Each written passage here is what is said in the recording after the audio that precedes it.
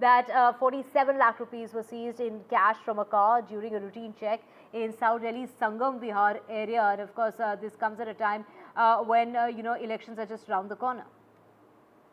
Absolutely. In fact, the owner of the car, we believe, could not provide the required documentation for the cash, prompting officials to seize this amount. Authorities, of course, investigating source of money and further action being undertaken in accordance with legal protocols. Let's go straight across to Tanushka on this. Tanushka, of course, this is a common occurrence when elections happen, a seizure of money. So now police seizing 47 lakh in cash from a car during routine check. Take us through the details. What has been found so far in the investigations?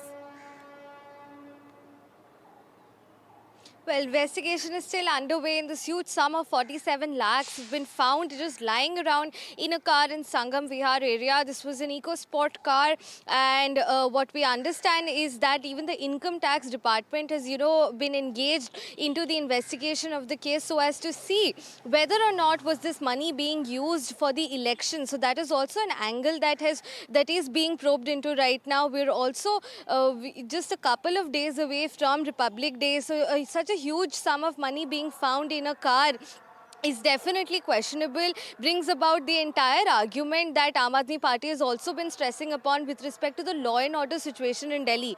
Arvind Kejriwal has been, one of his major poll campaigns has been that since Delhi police is under the center, this is the situation of law and order in the capital.